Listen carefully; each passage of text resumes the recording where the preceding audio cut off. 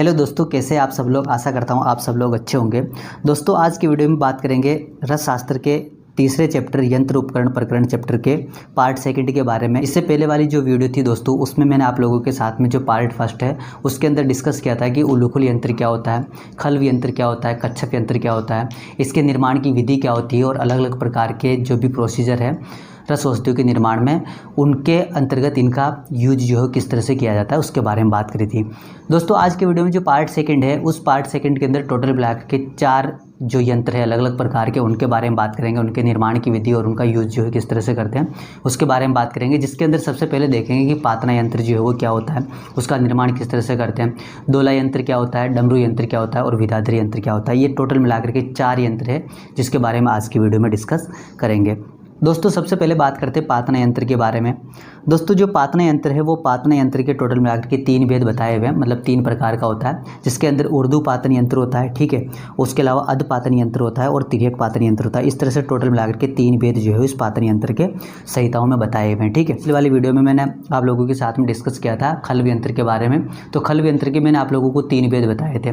3 भेदों के अंदर सबसे पहला जो भेद था वो था अर्धचंद्राकार खल्व यंत्र, सेकंड जो उसका भेद बताया वो बताया वर्तुल खल्व यंत्र और तीसरा जो भेद बताया था वो था तप्त खल्व यंत्र। जिस तरह से दोस्तों खल्व यंत्र के 3 भेद बताए गए थे उसी तरह से इस पातना यंत्र के भी 3 भेद बताए हुए। अब सबसे पहले देखते हैं कि उर्दू पातन यंत्र जो है उसको किस तरह से बनाते हैं और किस तरह से बनाने के साथ साथ उसका यूज जो है वो किस तरह से किया जाता है। तो दोस्तों उर्दू पातन यंत्र को बनाने के लिए अपने को क्या करना है, सबसे पहले तो 2 हांडी लेनी है, ठीक है। हांडी का मतलब आप जो घर पे सिंपल मटकी होती है इसमें अपन पानी भरते हैं, वैसी मटकी आप ले सकते हो, ठीक है। अब बात ये आती है दोस्तों कि मटकी अपने को कैसी लेनी है, उसकी साइज जो है सेम होनी चाहिए दोनों मटकियों की या फिर अलग अलग होनी चाहिए। तो दोस्तों पहला पॉइंट तो इसमें यही है कि जो भी आप हांडी ले रहे हो या फिर जो भी मटकी ले रहे हो उस मटकी जो है असमान आकार की होनी चाहिए, मतलब उनकी साइज़ जो है वो सेम नहीं होनी चाहिए। अब साइज़ सेम क्यों नहीं होनी चाहिए उसका भी कारण है, मैं बताऊंगा अभी आपको।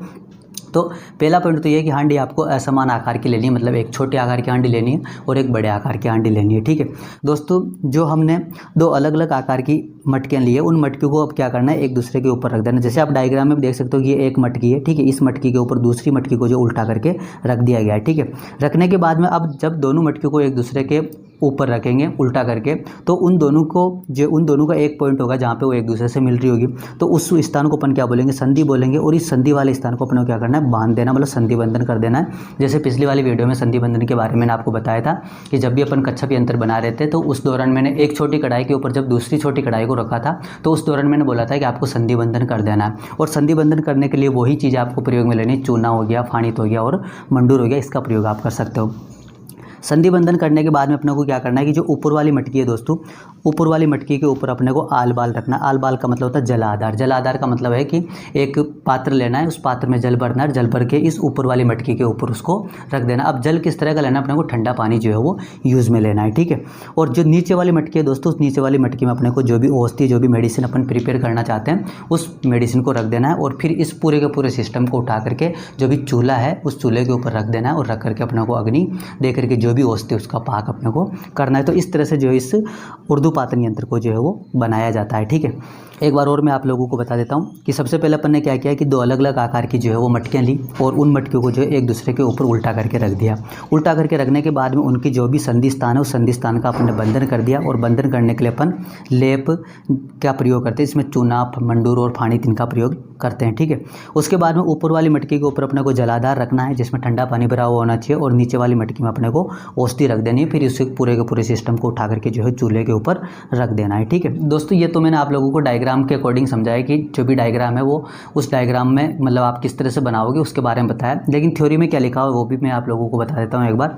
तो 2 हांडी को आपस में उल्टा करके संधि बंधन करें, ऊपर तो आधार अपने को रखना है और उसमें पानी भर देना है, निचले पात्र में द्रव्य भर करके मृदु, मध्य और तीव्र अग्नि अपने को देनी है। अब इसमें याद रखने वाली बात यह है कि इसमें हांडी जो है वो असमान आकार की लेनी है, ठीक है। अब समान आकार की हांडी कहाँ पे लेते हैं वो भी आगे एक और यंत्र आता है जिसका नाम है डमरू यंत्र। तो डमरू यंत्र को जब बनाते हैं तो उसमें समान आकार की हांडी लेते हैं, मतलब ऊपर वाली जो हांडी होती है उसकी साइज़ और नीचे वाली हांडी की साइज़, मतलब ऊपर वाली मटकी और नीचे वाली मटकी दोनों की साइज़ जो है क्या होगी, सेम होगी, ठीक है। किसके अंदर, डमरू यंत्र में। लेकिन जब पातना यंत्र की बात आती है तो पातना यंत्र के अंदर अपने को जो भी हांडी ले रहे हैं, मटकी ले रहे हैं, वो असमान आकार की होगी, उन दोनों की साइज़ जो है वो डिफरेंट होनी चाहिए।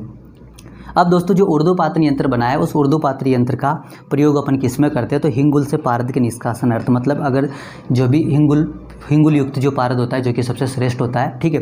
तो उस हिंगुल से पारद को निकालने के लिए अपन किसका प्रयोग करते हैं, पातन यंत्र, जिसके अंदर उर्दू पातन यंत्र का प्रयोग करते हैं, ठीक है।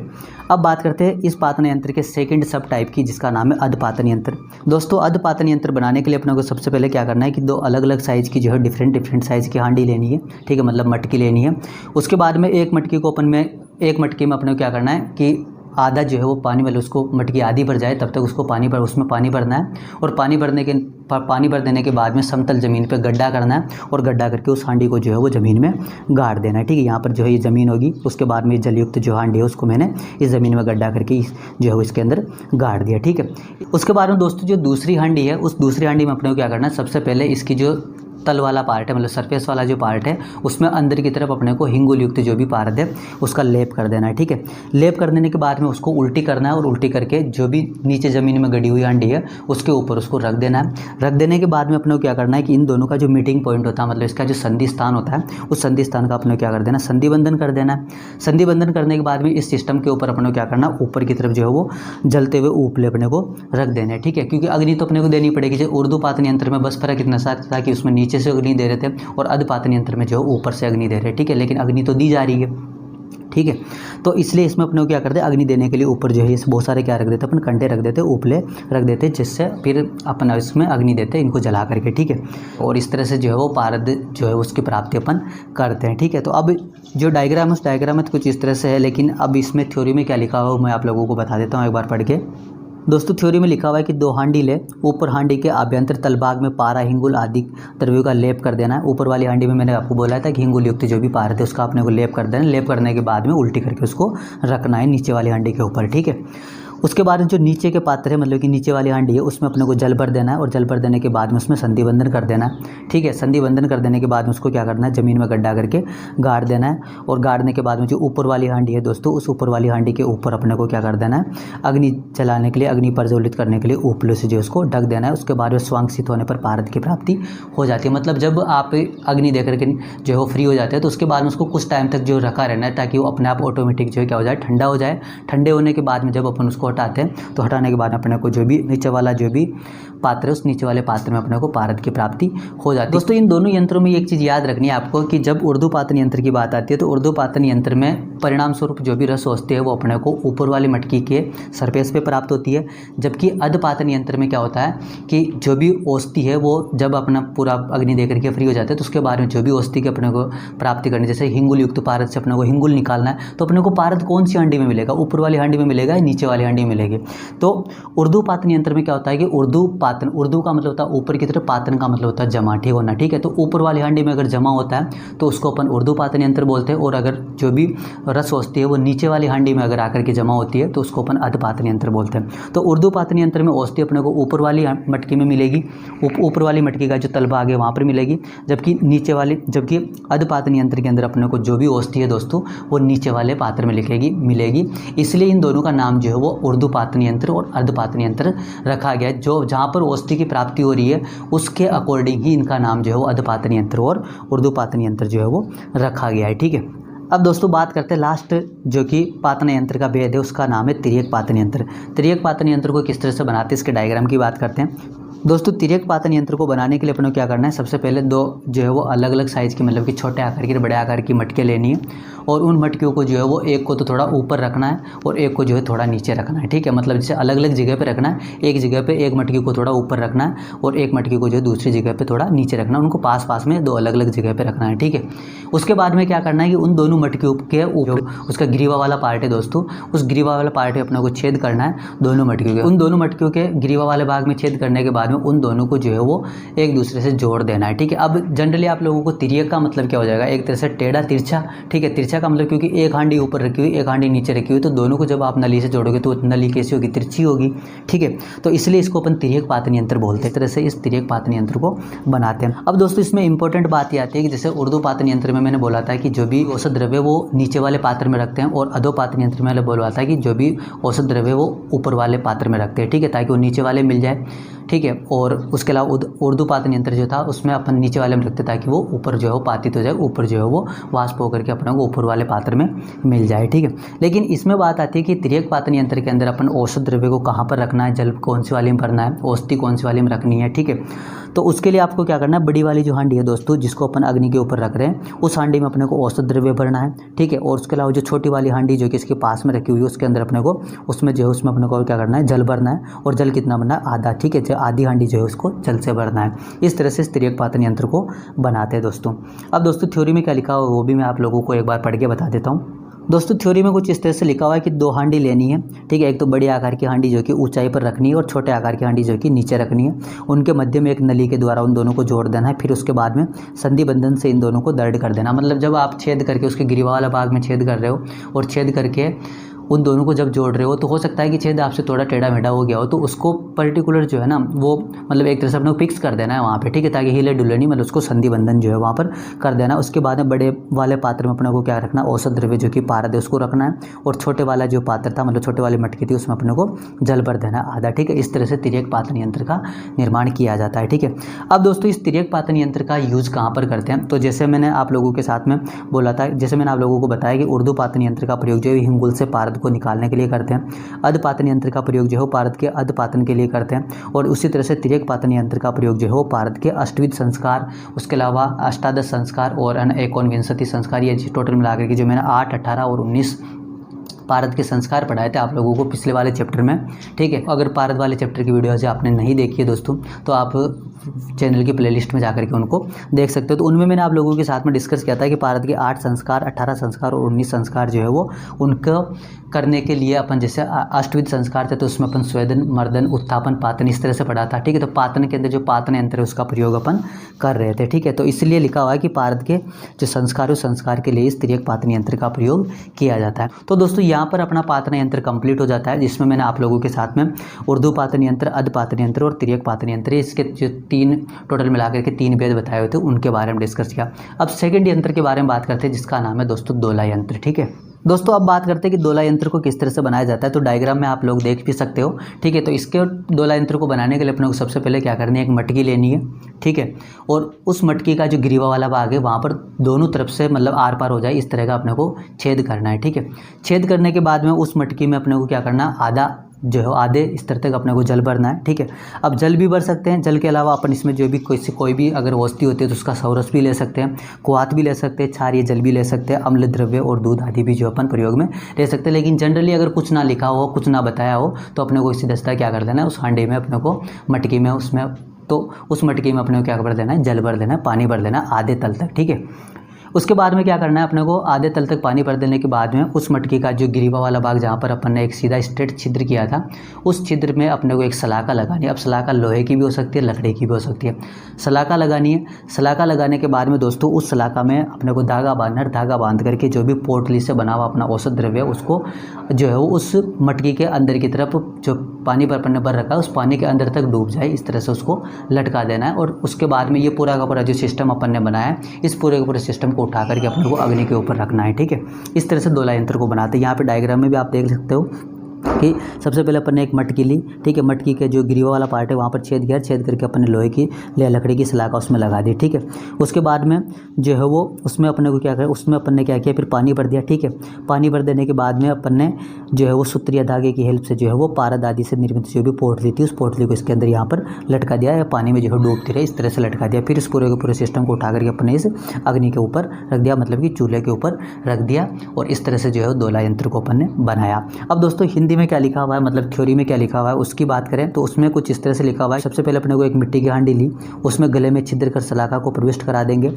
सलाखा को प्रविष्ट कराने के बाद में हांडी का आधा भाग जो है द्रव से भर देना है। सलाखा द्वारा कपड़े की बंधी हुई पोटली या स्वेद द्रव्य जो था उस द्रव्य को द्रव में डूबता हुआ जो है लटका करके मंदाग्नि पर अपने को क्या करना है, पा करना है। और जो द्रव था दोस्तों उस द्रव के रूप में अपन क्या क्या ले सकते हैं, सौरस ले सकते हैं, क्वाथ ले सकते हैं, क्षारीय जल ले सकते हैं, अम्ल द्रव्य और दूध आदि का प्रयोग अपन कर सकते हैं।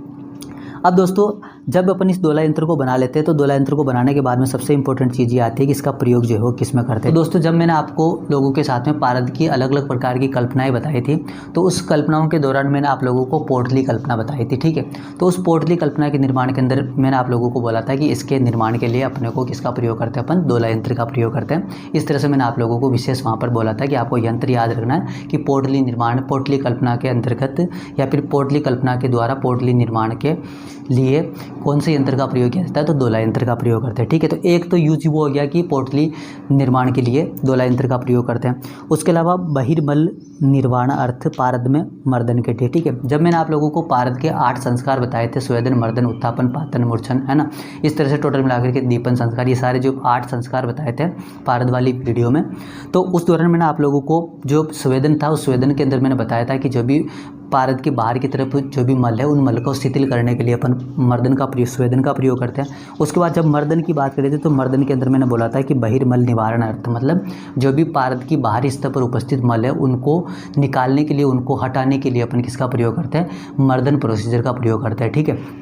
तो उस मर्दन प्रोसीजर के अंदर भी अपन किसका प्रयोग करते हैं, दोला यंत्र का प्रयोग करते हैं। तो ये आप इसे ध्यान रखना। इतना अगर आपको डिटेल में नहीं पता रहे तो भी आपको सीधा से याद रख लेना है कि दोला यंत्र का प्रयोग जो है वो पोटली कल्पना के अंतर्गत किया जाता है। और इसके अलावा पारद के अंदर जो भी बाहर की सतह पर उपस्थित मल होते हैं या फिर जो भी अशुद्धियाँ होती हैं उन अशुद्धियों को हटाने के लिए, निकालने के लिए भी इस दोला यंत्र का प्रयोग किया जाता है। इस तरह से आप लोगों को इतना सा याद रख लेना है। अब दोस्तों सेकंड यंत्र की बात करते हैं जिसका नाम है डमरू यंत्र, ठीक है। तो डायग्राम में देखते हैं कि डमरू यंत्र को बनाया किस तरह से जाता है। तो दोस्तों डमरू यंत्र को बनाने के लिए सबसे पहला पॉइंट तो ये है कि अपने को हांडी लेनी है। लेकिन मैंने जब वीडियो की शुरुआत हुई थी तो उस दौरान मैंने आपको पातना यंत्र पढ़ाया था, ठीक है। अभी जस्ट 5-10 मिनट पहले मैंने पातना यंत्र पढ़ाया। तो उस पातना यंत्र में मैंने बोला था कि आपको असमान आकार की हांडी लेनी है। और उस टाइम मैंने बोला था कि आपको समान आकार की हांडी किस में लेनी होती है, समान साइज़ की हांडी किस में लेनी होती है, मटकी किस में लेनी होती है, उसके बारे में आपको आगे डमरू यंत्र बताऊँगा। तो दोस्तों ये डमरू यंत्र एक ऐसा यंत्र है जिसके अंदर अपने को समान आकार की मटकियाँ लेनी है, मतलब दोनों की साइज़ जो है वो इक्वल होनी चाहिए। इस तरह की मटकियाँ अपने को प्रयोग में लेनी है, ठीक है। अब जो दोस्तों दोनों समान आकार की मटकियाँ, उन दोनों समान आकार की मटकियों को एक दूसरे के ऊपर उल्टा करके रखना है। और उल्टा करके रख देने के बाद इनका जो मुख वाला पार्ट है उस मुख वाले पार्ट पे अपने को दर्द संधि बंधन कर देना है, ठीक है। अब दोस्तों बात ये आती है कि दोनों को जब उल्टा करके रख दिया तो ऊपर वाली हांडी में औसत द्रव्य रखेंगे या नीचे वाली हांडी में रखेंगे या दोनों में रखेंगे या फिर किसी में नहीं रखेंगे, ठीक है। ये भी तो क्लियर होना चाहिए ना। तो दोस्तों डमरू यंत्र को बनाने के बाद में जब अपन इसको अग्नि के जो भी पात्र होता है, मतलब जो भी भट्टी होती है उस भट्टी के ऊपर रखते हैं। तो भट्टी के ऊपर रखने के बाद में जो भी भट्टी के संपर्क में या फिर भट्टी के कॉन्टैक्ट में रहने वाली जो भी मटकी होती है उस मटकी के अंदर अपने को पारद आदि जो भी औसत द्रव्य वो रखना है। और ऊपर वाली मटकी में जो भी है उस ऊपर वाली मटकी की सरफेस पे, ऊपर वाली जो सरफेस है उस ऊपर वाली सरफेस के बाहर की तरफ, ठीक है, मतलब ऊपर वाली मटकी के बाहर की जो साइड होती है उस बाहर की साइड पर अपने को क्या कर देना है, ठंडा करने के लिए जो है वो एक गीला कपड़ा उसके ऊपर रख देना। यहाँ पर रखा हुआ भी आप देख सकते हो, ये गीला कपड़ा जो इसमें रखा हुआ है, ठीक है। तो इस तरह से इस डमरू यंत्र को जो है बनाया जाता है। तो एक बार मैं आप लोगों को वापस बता देता हूँ कि डमरू यंत्र को किस तरह से बनाते हैं। तो दोस्तों डमरू यंत्र को बनाने के लिए अपने क्या करना है, दोनों सबसे पहले तो समान आकार की मटकियाँ लेनी है और इन दोनों समान आकार की मटकियों को दर्द संधि बंधन के द्वारा जोड़ देना है। जोड़ देने के बाद में इस पूरे के पूरे सिस्टम को उठा करके अपने को जो भी चूल्हा होता है अग्नि देने के लिए जो चूल्हे का प्रयोग कर रहे हैं उस चूल्हे के ऊपर अपने को रख देना है। रखने के बाद में दोस्तों जो भी नीचे वाली मटकी थी, जो भी अग्नि के कॉन्टैक्ट में रहने वाली मटकी है उसमें अपने को पारद आदि औषधि युक्त जो द्रव्य होते हैं उनको रखना है। और ऊपर वाले पात्र के जो बाहरी सरफेस है, ठीक है, ऊपर वाली मटकी की जो बाहरी सरफेस है उस बाहरी सरफेस पे अपने को गीला कपड़ा जो है रख देना है, ताकि जो भी मेडिसिन है जो ताकि जो भी रस औषधि बना रहे हैं वो आसानी से बन जाए और ठंडी हो जाए। इसके लिए अपने को यहाँ पर ठंडा पानी या फिर ठंडा कपड़ा जो है वो रख देना है, ठीक है। इस तरह से बनाते हैं। अब दोस्तों थ्योरी में क्या लिखा हुआ है वो भी मैं आप लोगों को बता देता हूँ। तो दोस्तों थ्योरी में कुछ इस तरह से लिखा हुआ है कि एक हांडी के ऊपर दूसरी हांडी आंधी करके, मतलब उल्टी करके रख देनी। उसके बाद में संधि बंधन कर देना और संधि बंधन कर देने के बाद में उसको जो है अग्नि के ऊपर रख करके अपने को जो है वो उसमें जो भी औसत द्रव्य का निर्माण है वो करना होता है, ठीक है। अब दोस्तों इस डमरू यंत्र का प्रयोग किस किस प्रोसीजर में करते हैं, तो रस भस्म के निर्माण, मतलब कोई भी अगर रस होती है तो उसकी अगर भस्म बनानी है तो भस्म बनाने के लिए अपन डमरू यंत्र का प्रयोग करते हैं। उसके अलावा रस के बंधन के लिए करते हैं और पारद संख्या आदि का ऊर्ध्वपातन करने के लिए भी अपन डमरू यंत्र का प्रयोग करते हैं। दोस्तों अब बात करते हैं आज की वीडियो के लास्ट टॉपिक के बारे में जिसका नाम है विद्याधर यंत्र, ठीक है। अब दोस्तों इस विद्याधर यंत्र को किस तरह से बनाते हैं, तो दोस्तों सबसे पहले तो आपको याद रखना है कि विद्याधर यंत्र का दूसरा नाम जो है क्या होता है, कोष्ठी यंत्र होता है। जिससे मैंने आप लोगों को फर्स्ट वाली वीडियो में जो है वो उलूकल यंत्र का दूसरा नाम बताया था इमाम दस्ता, ठीक है। तो उसी तरह से इस विद्याधर यंत्र का दूसरा नाम क्या होता है, कोष्ठी यंत्र होता है। ये छोटा सा पॉइंट आप याद रखना। अब दोस्तों इसको बनाते किस तरह से मैं आपको डायग्राम से समझाता हूँ। दोस्तों विद्याधर यंत्र को बनाने के लिए सबसे पहला तो पॉइंट इसमें यही आता है कि इसमें अपने को चूल्हा किस तरह का लेना है। देखो हर एक यंत्र में एक ना एक स्पेसिफिक चीज़ है। मैंने आपको पातन यंत्र बताया तो पातन यंत्र मैंने बोला कि असमान आकार की मटके जो आपको प्रयोग में लेनी है। जब मैंने आप लोगों को डमरू यंत्र बताया तो उस दौरान मैंने आपको बोला कि समान आकार की मटके लेनी है। तो हर एक यंत्र में कुछ ना कुछ स्पेसिफिक पॉइंट जरूर है, तो वो आप पेपर में लेकर के आना, ठीक है। अगर आप AIPGT की तैयारी कर रहे हो तो वही चीज़ें आपको याद रखनी होती है। लेकिन आप UG के स्तर पर अगर थ्योरी का पेपर कर रहे हो तो उस दौरान आपको क्या करना है कि जो भी हर एक यंत्र की स्पेसिफिक चीज़ है, एक पर्टिकुलर जो पॉइंट स्पेसिफिक बताया हुआ उसको आपको जरूर लिखना चाहिए, ठीक है। अब दोस्तों जैसे डमरू यंत्र में, खल्व यंत्र में, उलूखल यंत्र मैंने आप लोगों को बताया था, उसी तरह से विद्याधर यंत्र में सबसे इंपॉर्टेंट चीज़ ये है कि विद्याधर यंत्र के अंदर अपने जो जिस चूल्हे का प्रयोग करते हैं वो 4 मुख वाला होता है, मतलब कि चतुर्मुखी चूल्हा जो है अपन इसमें प्रयोग लिखते हैं। तो बहुत ही इंपॉर्टेंट पॉइंट है। AIPGT में बहुत बार पूछ लेते हैं कि चतुर्मुखी चूल्हा जो है वो किस यंत्र के निर्माण में या फिर किस यंत्र के अंदर प्रयोग में लिया जाता है। तो जो भी विद्याधर यंत्र होता है दोस्तों, उस विद्याधर यंत्र के अंदर ही अपन चतुर्मुखी चूल्हे का प्रयोग करते हैं, ठीक है। ये पॉइंट है। चतुर्मुखी का मतलब होता है कि इसमें 4 तरफ से जो अपन अग्नि दे सकते हैं, मतलब 4 तरफ से अपन में कंडे जो है लगा सकते हैं, लकड़ी जो अपन लगा सकते हैं, ठीक है। घर पे जनरली अपने जो चूल्हा होता है दोस्तों वो एक मुख वाला होता है, लेकिन ऐसा चूल्हा जिसमें चारों तरफ से मुख, मतलब चारों तरफ से उसमें लकड़ी जो है वो लगाई जा सके, लकड़ी लगा करके आग दी जा सके, अग्नि दी जा सके, है ना। उस चूल्हे को अपन क्या बोलते हैं, चतुर्मुखी चूल्हा बोलते हैं। यहाँ पर आप डायग्राम में देख सकते हो, एक तरफ से लकड़ी इधर से लगा रखी है, एक तरफ इधर से लगा रखी है, एक तरफ इधर से लगा सके, एक तरफ से इधर से लगा रखी है, ठीक है। तो चारों तरफ से लकड़ी लगा रखी है, इसलिए इसको अपन क्या बोलते हैं, चतुर्मुखी चूल्हा बोलते हैं। तो ये इस विद्याधर यंत्र का इंपॉर्टेंट पॉइंट था जो आपको याद रखना है, क्योंकि एग्जाम में ये चीज़ आपको लिखना जरूरी होता है। अब दोस्तों विद्याधर यंत्र को बनाने के लिए अपन को क्या करना है कि 2 जो है वो हांडी लेनी है, मतलब मटकी लेनी है। अब दोस्तों यहाँ पर आपकी आज़ादी है कि आप मटकी जो समान आकार की भी ले सकते हो और असमान आकार की भी ले सकते हो। मतलब आप जो मटकी ले रहे हो वो दोनों मटकियाँ जो इक्वल साइज़ की भी हो सकती है और दोनों मटकियाँ जो है वो अनइक्वल साइज़ की भी हो सकती है, किसी भी तरह की आप ले सकते हो, ठीक है। लेकिन जब डमरू यंत्र बनाया था तो वहाँ पर आपको समान आकार की मटकी लेने के लिए बोला था, और जब मैंने आप लोगों को पातन यंत्र पढ़ाया तो वहाँ पर आपको असमान आकार की मटकी लेने के लिए बोला था, ठीक है। तो दोस्तों इसको बनाने के लिए अपने को जो है वो मटके लेनी है, और उस मटकी को क्या करना है, एक मटकी के ऊपर दूसरी मटकी को रख देना है, ठीक है। मतलब जैसे अपन घर पे भी, तो जब गाँव में आपने देखा होगा कि जब औरत पानी भर के लाती है कुएँ से, तो वो एक मटकी के ऊपर दूसरी मटकी को लगा लेते। तो उस तरह से अपने को क्या करना है, एक मटकी के ऊपर दूसरी मटकी को रखना है। यहाँ पर डायग्राम में आप देख भी सकते हो कि एक मटकी के ऊपर दूसरी मटकी को रख दिया, ठीक है। जब दोस्तों जब एक मटकी के ऊपर दूसरी मटकी को रख देते हैं तो इन दोनों मटकियों का एक ऐसा पॉइंट होता है जहाँ पर ये मटकियाँ एक दूसरे के साथ में मिलती है, मतलब इनको एक दूसरे के साथ में कांटेक्ट में रहती है, ठीक है। जो कांटेक्ट में रहती है उस कांटेक्ट में रहने वाले पॉइंट को अपन क्या बोलते हैं, संधि बोलते हैं। और इस संधि वाले स्थान पर अपन क्या कर देना है, संधि बंधन कर देना है। अब संधि बंधन के लिए जैसे मैंने आप लोगों को पहले बताया था कि लेप का प्रयोग करना, लेप लगाना। अब लेप किस किस का लगा सकते हैं, फाणित का लगा सकते हैं, ठीक है, मंडूर का लगा सकते हैं, ठीक है, और चूने का लगा सकते हैं। ये 3-4 चीज़ें मैंने आप लोगों को बताई थी पहले भी, ठीक है। तो उनका ही प्रयोग करके आपको संधि बंधन कर देना। लेकिन अब बात यही आती है कि जैसे मैंने डमरू यंत्र के अंदर आपको बोला था कि औसत द्रव्य किस में भरना है, कौन सी मटकी में भरना है, और जल जो है वो कौन सी मटकी में भरना है, ठीक है। उसी तरह से विद्याधर यंत्र में भी ये चीज़ ज़रूरी है कि कौन से मटकी में, ऊपर वाली मटकी में अपन जो औसत द्रव्य भरे या पानी भरे, नीचे वाली मटकी में अपन औसत द्रव्य भरे या पानी भरे, या किसी में नहीं भरे या फिर दोनों में भरे, ये तो कन्फ्यूजन है ना। तो दोस्तों इसमें आपको विशेष चीज़ ये ध्यान रखनी है कि जब भी आप विद्याधर यंत्र का निर्माण करते हो तो उस दौरान निर्माण से पहले अपने को क्या करना है कि जो नीचे वाले में, क्योंकि जब आप संधि बंधन कर दोगे तो संधि बंधन करने के बाद तो औषधि को उसके अंदर डाल नहीं सकते, ठीक है। तो आपको क्या करना है कि जब आप विद्याधर यंत्र बना रहे हो तो उस दौरान ही आपको क्या करना है, जो नीचे वाली मटकी जो आप नीचे रख रहे हो उस मटकी के अंदर अपने को क्या करना है, औसत द्रव्य जो है वो भर देना है, ताकि बाद में संधि बंधन करने के बाद में अपन भर भी नहीं पाएंगे।